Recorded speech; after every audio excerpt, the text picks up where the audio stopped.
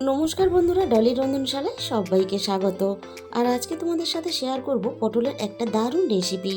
বন্ধুরা, একঘেয়েমি পটলের রেসিপি না বানিয়ে বারবার পটলের একবার এই রেসিপিটা তোমরা অবশ্যই ট্রাই করে দেখো।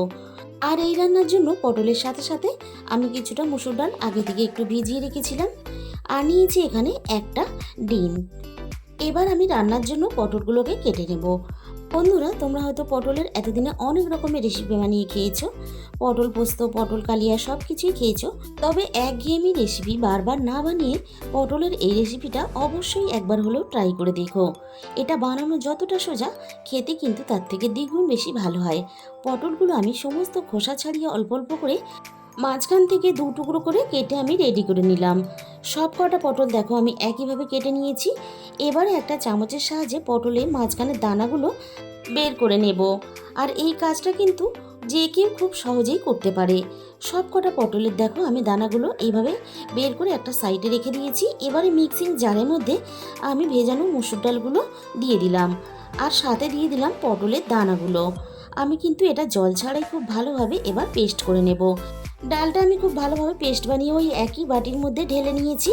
দিয়ে দিলাম আমি এখানে অল্প একটু পেঁয়াজ কুচি, আর সাথে এখানে দিয়ে দিলাম ঝালের জন্য কাঁচা লঙ্কা কুচি।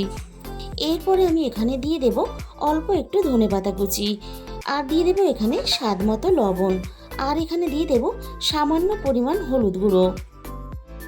এবার আমি সব কিছু খুব ভালোভাবে একসাথে মিশিয়ে নেব। আর এই রেসিপিটা আমি তোমাদের হাতের কাছে থাকা সমস্ত উপকরণ দিয়ে শেয়ার করব। মুসুর ডালটা খুব ভালোভাবে একসাথে মেখে নেওয়ার পরে একটা ডিম ভেঙে আমি ডালের মধ্যে দিয়ে দেব। মুসুর ডাল আর ডিম একসাথে মিলেমিশে এই রেসিপিটা বানানোর পরে এতটা টেস্টি হয়, বাড়ির ছোট থেকে বড় সবাই খেতে ভীষণই পছন্দ করবে। সব কিছু খুব ভালোভাবে একসাথে মেখে নেওয়ার পরে এক টুকরো করে পটল নিয়ে পটলের এই খোলের মধ্যে আমি 1 চামচ করে ভরে দেব। আর বন্ধুরা, তোমরা কিন্তু দেখে বুঝতেই পারছো রেসিপিটা বানানো কতটা সোজা, আর বানানোর পরে কতটা টেস্টি হতে পারে।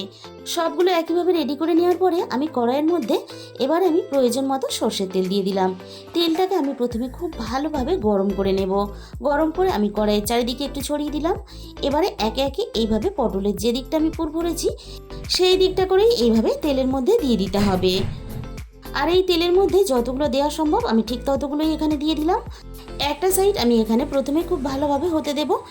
একটা সাইড খুব ভালোভাবে হয়ে যাওয়ার পরে পটলগুলো আমি আরেকটা সাইড এইভাবে উল্টে পাল্টে ভেজে নেব। পটলের দুটো সাইডে আমি খুব ভালোভাবে এইভাবে উল্টে পাল্টে ভেজে রেডি করে নিয়েছি। আর এরকম অল্প একটু মুসুর ডাল আর একটা ডিম দিয়ে কিন্তু তোমরা খুব সহজেই পুরো পরিবারের জন্য এই রেসিপিটা বানিয়ে নিতে পারবে। এবার আমি বাকি পটলগুলো ঠিক একইভাবে তেলের মধ্যে দিয়ে দেব। আর এগুলো ভাজতে খুব বেশি সময়ও লাগে না, আর তেলও প্রয়োজন হয় না। আর এই রেসিপিটা বানিয়ে তোমরা গরম গরম ভাতের সাথে বা রাতে রুটির সাথেও খেতে পারবে। সব কটা পটল আমার একইভাবে ভাজা হয়ে গেছে। এবারে আমি পটলগুলো তেলে থেকে ছেঁকে তুলে নেব। আগে থেকে আমি একটা মাঝারি সাইজের আলু কেটে রেখেছিলাম। ওই একই তেলের মধ্যে আমি আলুগুলো দিয়ে আলুগুলো আমি কয়েক মিনিট ধরে নাড়াচাড়া করে একটু ভেজে নেব। আলুগুলো একটু ভেজে নেওয়ার পরে আমি আলুর মধ্যে এবারে দিয়ে দেব স্বাদ মতো লবণ, আর সাথে দিয়ে দেব অল্প একটু হলুদ গুঁড়ো। লবণ আর হলুদ গুঁড়ো দিয়ে আমি আলুগুলোকে খুব সুন্দর করে লালচে করে ভেজে নেব। আলুগুলো আমার এখানে প্রায় ভাজা রেডি হয়ে গেছে। আমি আলুগুলো দেখো লালচে করে খুব ভালোভাবে ভেজে নিয়েছি। ভাজা আলুগুলো আমি কড়াই থেকে এবার নামিয়ে নেব। আবারও আমি কড়াইয়ের মধ্যে প্রয়োজন মতো সর্ষের তেল দিয়ে দিলাম। সর্ষের তেলটা খুব ভালোভাবে গরম হতে এখানে আমি ফোড়নে দিয়ে দিলাম অল্প একটু গোটা জিরে। ফোড়নটা একটু ভাজা ভাজা হতে আমি এখানে একটা মাঝারি সাইজের পেঁয়াজ কুচি দিয়ে দিলাম। পেঁয়াজটা আমি একটু হালকা নাড়াচাড়া করে ভেজে নেব। পেঁয়াজটা আমি এখানে দেখো একটু লালচে করে ভেজে নিয়েছি। পেঁয়াজের সাথেই আমি এখানে দিয়ে দিলাম একটা বড় সাইজের টমেটো কুচি। এবার আমি টমেটোর সাথেই দিয়ে দিলাম স্বাদ মতো লবণ। পেঁয়াজ আর টমেটোটা আবারও আমি একসাথে নাড়াচাড়া করে খুব ভালোভাবে ভেজে নেব, টমেটোটা নরম হয়ে আসা পর্যন্ত। পেঁয়াজটাও বেশ ভালোভাবে ভাজা হয়ে অনেকটাই নরম হয়ে গেছে, আর সাথে টমেটোটাও বেশ ভালোভাবে নরম হয়ে গলে গেছে। এরপরে আমি এখানে দিয়ে দেব অল্প একটু আদা বাটা। আদাটা ও টমেটো আর পেঁয়াজের সাথে একটু হালকা নাড়াচাড়া করে ভেজে নেব, আদার কাঁচা গন্ধটা চলে যাওয়া পর্যন্ত। সব কিছু আমি খুব ভালোভাবে একসাথে নাড়াচাড়া করে এখানে ভেজে রেডি করে নিয়েছি। এবারে একে একে মশলাগুলো দিয়ে দেবো। প্রথমে আমি দিয়ে দিলাম এখানে হাফ চামচ পরিমাণ হলুদ গুঁড়ো, আর দিয়ে দিলাম হাফ চামচ পরিমাণ ঝাল লঙ্কার গুঁড়ো। এবারে আমি এখানে দিয়ে দিলাম হাফ চামচ পরিমাণ জিরে গুঁড়ো, আর দিয়ে দেবো হাফ চামচ পরিমাণ ধনে গুঁড়ো। এবারে আমি মশলাটাকে আবারও আমি সব কিছুর সাথে মশলা খুব ভালোভাবে কষিয়ে নেব। মশলা আমি খুব ভালোভাবে এখানে কষিয়ে রেডি করে নিয়েছি, আর মশলা থেকে সুন্দরভাবে দেখো তেল ছাড়তে শুরু করে দিয়েছে। এবার আমি মশলার সাথে ভেজে রাখা আলুগুলো দিয়ে দিলাম। মশলার সাথে আলুগুলো আমি খুব ভালোভাবে কষিয়ে নেব। সব কিছু আমি খুব ভালোভাবে কষিয়ে নিয়েছি।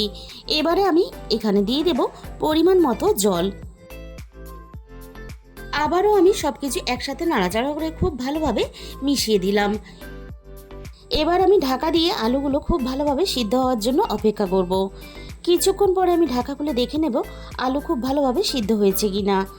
ঝোলটাও এখানে অনেকটা আগে থেকে কমে এসেছে, আর আলুগুলো একটু দেখে নেব ভালোভাবে সিদ্ধ হয়েছে কিনা। আলু খুব ভালোভাবে সিদ্ধ হয়ে গেছে। এবার আমি ঝোলের মধ্যে ভেজে রাখা পটলগুলো একে একে দিয়ে দেব। সমস্ত ভেজে রাখা পটলগুলো আমি ঝোলের মধ্যে দিয়ে দিলাম। এবার আমি ঝোলের মধ্যে দিয়ে পটলগুলো একটু নাড়াচাড়া করে ঝোলের সাথে মিশিয়ে দিয়ে আমি এখানে মিনিট 5 রান্নাটা করে নেব। যেহেতু পটলগুলো আমাদের আগে থেকেই খুব ভালোভাবে ভাজা আছে, তাই রান্নাটা কিন্তু করতে খুব বেশি সময় লাগবে না। কিছুক্ষণ পরে আবারও আমি একটু নাড়াচাড়া করে দিলাম। পটলগুলো সুন্দরভাবে এখানে নরম হয়ে গেছে। সব শেষে আমি এখানে দিয়ে দিলাম হাফ চামচ পরিমাণ গরম মশলার গুঁড়ো। গরম মশলার গুঁড়োটা দিয়ে আমি একটু নাড়াচাড়া করে খুব ভালোভাবে সব কিছুর সাথে মিশিয়ে দিলাম। আর সবশেষে আমি এখানে দিয়ে দেব অল্প একটু ধনেপাতা কুচি। তোমাদের হাতের কাছে ধনেপাতা কুচি থাকলে দেবে, না থাকলে দেওয়ার কোনো প্রয়োজন নেই। আর একটু কাছে থেকে তোমাদের দেখিয়ে দিলাম। এইভাবে একবার বানালে কিন্তু বারবার এইভাবেই তোমাদের বানাতে ইচ্ছে করবে। তাহলে বন্ধুরা, আজকের এই রেসিপিটা ভালো লাগলে প্লিজ একটা ভিডিওতে লাইক করে দিও, আর প্রচুর প্রচুর নিজেদের বন্ধুদের মধ্যে শেয়ার করে দিও। আর এরকম নতুন নতুন রেসিপি পেতে যে সমস্ত বন্ধুরা এখনও পর্যন্ত আমার চ্যানেলটাকে সাবস্ক্রাইব করনি, চ্যানেলটাকে সাবস্ক্রাইব করে পাশে থাকা বেল আইকনটা অল করে দিও। তাহলে যখনই আমি কোনো নতুন রেসিপি আপলোড করব সবার আগে তোমার কাছে পৌঁছে যাবে। তাহলে আজকের রেসিপিটা এই পর্যন্ত। দেখা হবে অন্য কোনো রেসিপির সাথে। আর তোমাদের মূল্যবান সময় দিয়ে আমার রেসিপিটা শেষ পর্যন্ত দেখার জন্য তোমাদের সবাইকে অসংখ্য ধন্যবাদ।